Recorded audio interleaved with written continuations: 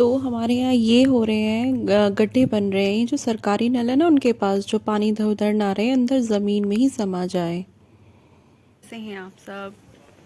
ईश्वर से बहुत दुआ है कि आप सब स्वस्थ रहें, मस्त रहें, हंसते रहें, हंसाते रहें और जीवन में हमेशा ही खुश रहें। बाकी तकलीफ़ें तो आनी जानी हैं। और अब फिर बड़ी मुश्किल से थोड़ी सी धूप दिखी है और मन की है मैं बाहर आके बैठूं, तभी आपसे बात करूं। आज बड़ी अजीब सी चीज़ हुई जो मैं आज आपके साथ शेयर करूंगी। जा रहा है काकू? अच्छा इधर तो आ। हाय तो कर दे। हाय नमस्ते। मिस्त्री जी हटा रहे हैं तार, क्योंकि यहाँ से ना करंट पास हो रहा था और फिर वहाँ से लाइट जा रही थी। तार हमारे कट चुके थे गड्ढों की वजह से, तो ये तार हटाने आए अब थे दूसरी यहाँ जगह पर। खुदरा क्या पापा? ये दूसरी जगह खुदरा क्या?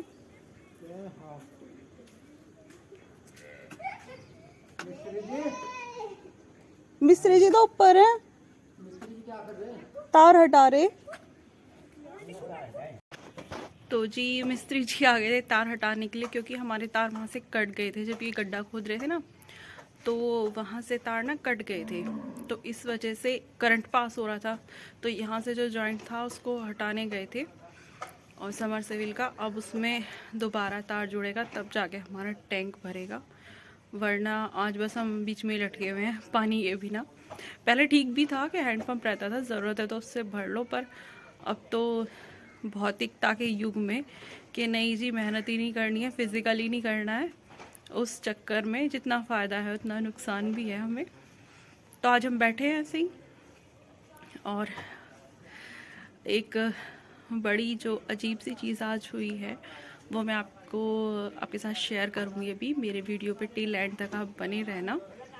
और मुझे मतलब मैं कुछ कर भी नहीं पा रही थी, और ये भी लग रहा था यार देखो प्रकृति का नियम है कि कोई बड़ी चीज़ छोटी को छोड़ती नहीं है, चाहे वो इंसान हो या वो जानवर हो।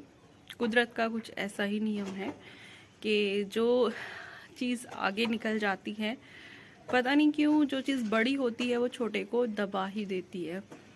तो आप बताना मेरी इस बात से कहाँ तक सहमत हैं या नहीं है, या मैं कुछ गलत कह रही हूँ। और आप मुझे कमेंट सेक्शन में कमेंट करके बताना कि क्या ये मेरी बात सही है।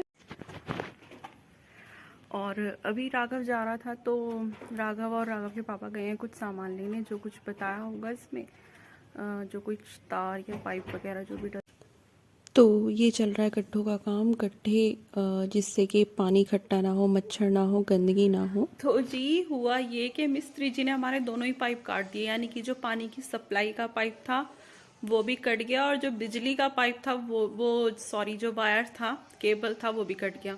तो यानी कि जो सप्लाई थी वो भी ख़त्म और जो करंट पास हो रहा था वो भी ख़त्म। अब दोनों चीज़ से अब ठीक होगा, कब तक ठीक होगा देखते हैं। पर वास्तव में लगता है कि जल ही जीवन है, पानी के बिना तो हाथ पैर भी काम नहीं करते कि क्या करें और क्या ना करें। तो जो न्यूबॉर्न चाइल्ड है, जो जिनका भी जन्म हुआ है 1 महीने में, 1.5 महीने में, मेरा भी जन्म दिसंबर में हुआ था, उन माताओं के लिए, उन बहनों के लिए बहुत बहुत ज़रूरी टिप्स है। टिप ये है कि जब आप अपने बच्चे को स्वेटर पहनाएं, मतलब जाहिर सी बात है कि आप उनको जब फर्स्ट टाइम कपड़ा पहनाते हैं, तो जो आप पहला कपड़ा पहनाएंगे, यानी कि जो भी आप अपने बच्चे को कपड़े पहनाएं पहली बार, तो वो कपड़े ननिहाल के होने चाहिए, वो जो कपड़े हों वो मामा के घर से आए हुए हों।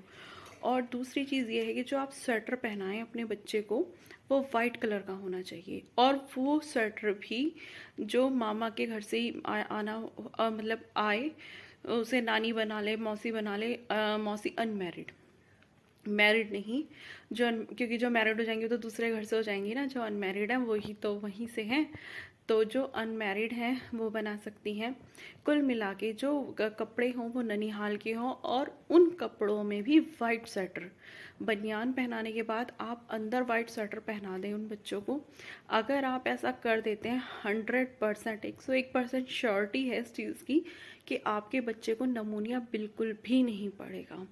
अगर जैसे आपके बच्चे का जन्म सपोज़ मई जून में भी हुआ हो गर्मियों में, और जो सर्दियाँ आती हैं, तो आप पहले ही अपने मायके कहलवा दो किसी से कि हमें ना एक स्वेटर बनाना है, चाहिए, मतलब सॉरी, मतलब वो चाहे आप रेडीमेड ले लो।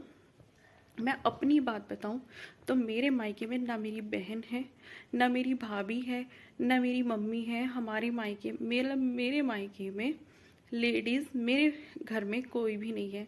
वैसे तो पूरा परिवार है, बहुत लोग हैं, पर मेरे अपने ब्लड रिलेशन में ना बहन है, ना भाभी है, ना मम्मी है। तो अविका का जन्म हमारा अक्टूबर में हुआ था।